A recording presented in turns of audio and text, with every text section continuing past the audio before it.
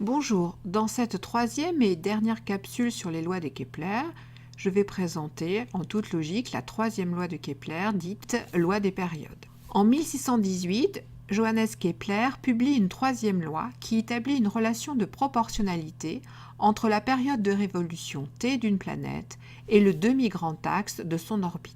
Alors, pour rappel, la période de révolution t est la durée mise par un astre pour accomplir une révolution complète autour d'un autre astre. Donc, par exemple, la période de révolution de la Terre autour du Soleil est de 365,25 jours. Je rappelle également que le demi-grand axe représente la moitié du grand axe de l'orbitale elliptique de la planète autour du Soleil. La troisième loi de Kepler s'énonce de la façon suivante.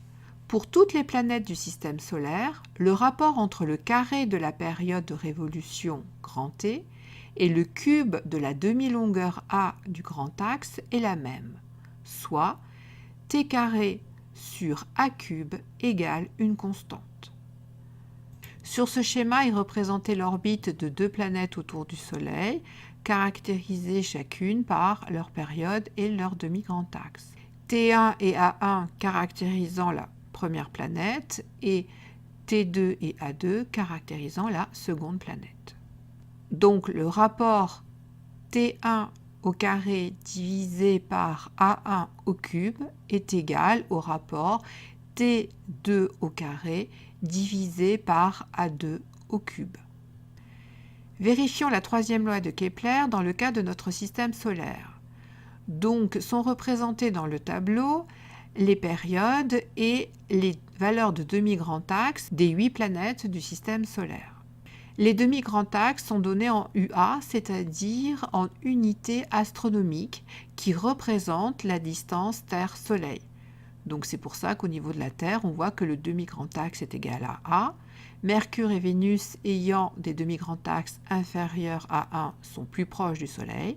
Et les planètes étant après la Terre ont un demi-grand axe supérieur à 1. Sont données également les périodes de révolution. Ici, on a fait le choix de représenter en années.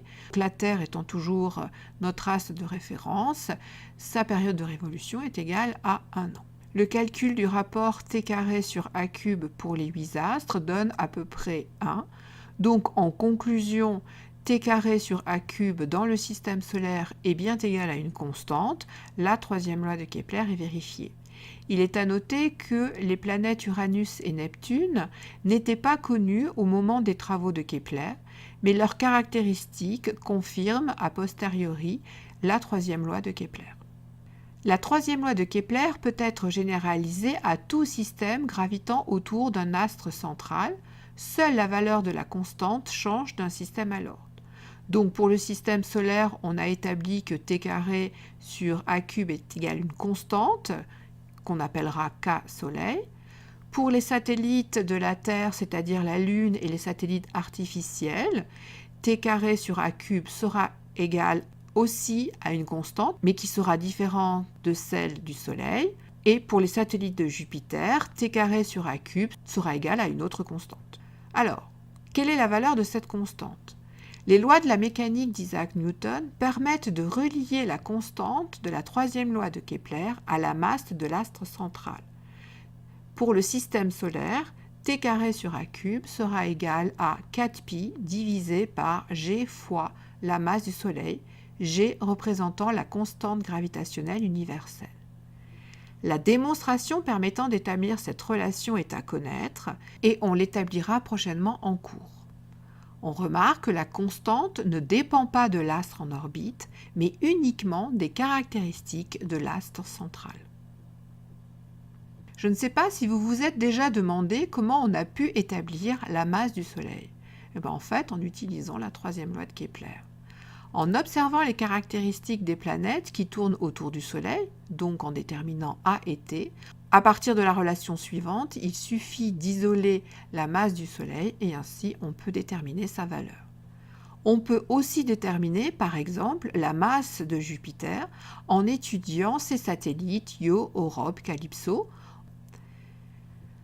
Lors de l'approximation des trajectoires circulaires, le demi-grand axe A est égal au rayon r de l'orbite circulaire.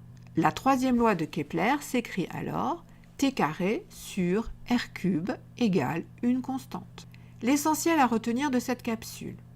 Il faut connaître la troisième loi de Kepler, dite la loi des périodes, et il faut savoir définir T et A. Il faut être capable d'adapter la troisième loi de Kepler à tout système gravitant autour d'un astre central. Il faut savoir établir également la troisième loi de Kepler dans le cas de l'approximation des trajectoires circulaires. Je vous remercie de votre attention et à bientôt pour une prochaine capsule.